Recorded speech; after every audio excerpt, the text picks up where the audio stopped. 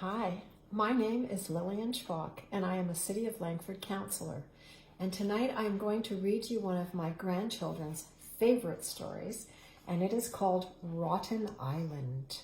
Are you ready? Here we go. There was once a very unbeautiful, very rocky, rotten island. It had acres of sharp gravel and volcanoes that belched fire and smoke and spewed hot lava and spat poison arrows and double-headed toads. The spiny, thorny, twisted plants that grew there had never a flower of any kind. There was an earthquake an hour, black tornadoes, lightning sprees with racking thunder, squalls, cyclones, and dust storms. At night it froze. All the living things stopped moving and turned to ice. But the volcanoes kept exploding, and the lightest breeze was a hurricane. At sunrise, everything thawed out and moved again. What a rotten island. This rotten, horrible island was set in a boiling sea, seething with serpents, sharp-clawed crabs, stingrays, electric eels of high voltage, and eerie fish with pointed teeth, barbed fins, and scales, and fluorescent lights that glimmered in the bubbling deep. Oh, what a place, a rotten island. The denizens of this sizzling hot, freezing cold, rocky, rotten island were monsters, huge or miserably stunted, fat or scraggly, dry or slimy, with scales, warts, pimples, tentacles, talons, fangs, extra arms, eyes, legs, tails, and even heads, all in ridiculous arrangements. Some had armor plating, full of racks and rusty nails, and some had wheels for legs. No two were ever alike.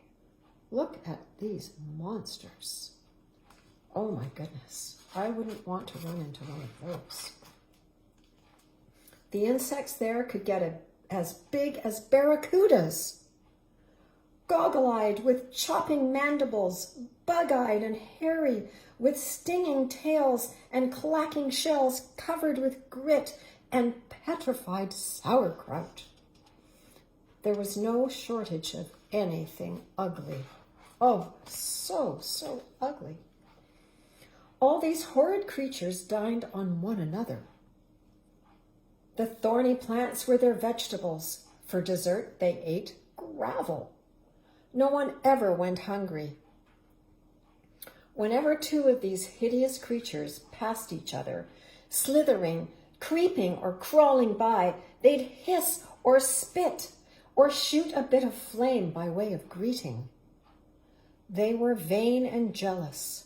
They could spend hours adoring their own ugliness and resented anyone who seemed uglier. Can you imagine? Some lived inside the volcanoes. They liked to bathe in the lava, then cool off stretched out on hot embers in the broiling sun, dreaming up new ways to hurt or planning how to get even for something that never even happened. Others liked to bathe in the sizzling sea, adding their poison to the water. Nothing could make these monsters shake so hard with laughter as to see another one suffering pain. Oh, they looked terribly, terribly mean.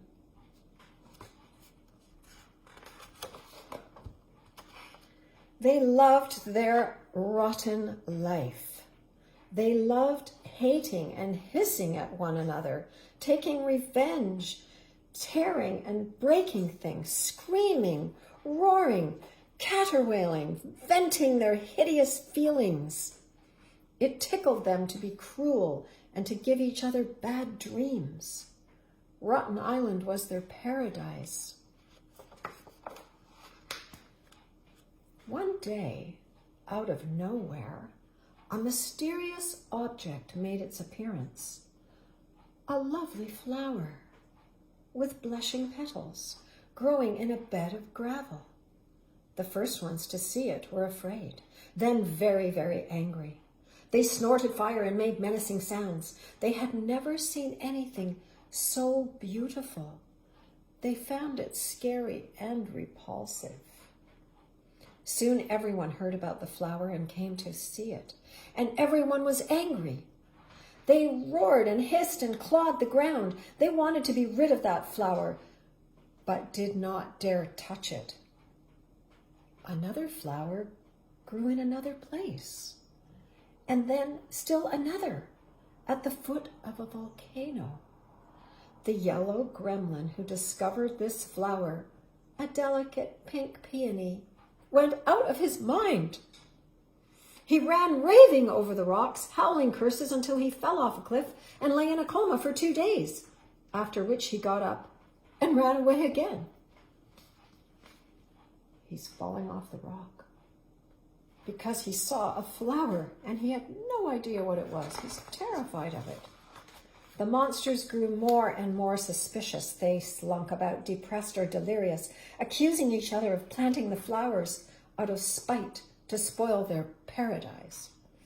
A hairy grappling decided to spy around at night and ferret out the culprit.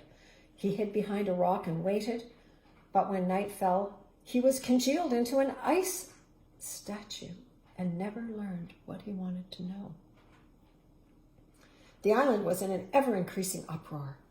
More and more flowers grew, more insults were hurled back and forth, more fire was spat. Their whole style of life was threatened, and they were all dreadfully edgy, having conniption fits and nightmares, the kind even they did not enjoy. They were paralyzed with terror. It got so the worst thing one monster could do to another was to push him into a flower.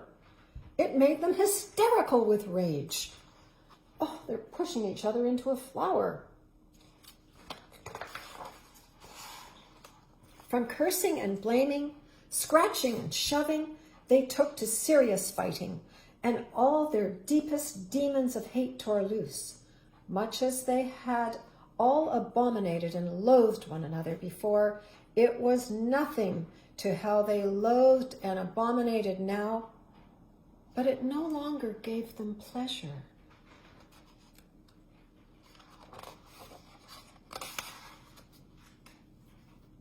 Battles raged. It was war. It was every rotten one for his own rotten self against every rotten one else. Every rotten one was equally furious and bit, clawed, spat fire and deadly fumes, hurled rocks and burning lava, shrieked, bellowed and screamed. They flung themselves one at the other, inflicting dreadful damage. You can see them just fighting amongst themselves. The sun burned hotter than ever. And when freezing night came with its wild winds, the battle was frozen solid until morning, when it thawed out and it started all over again. It went on and on and on, and one day it was all over. There was nothing left but smoke and smoldering ashes. Rain came, first pelting down in a deluge, then falling gently, gently, a tender spray of droplets. It rained all through the night. There was no freeze.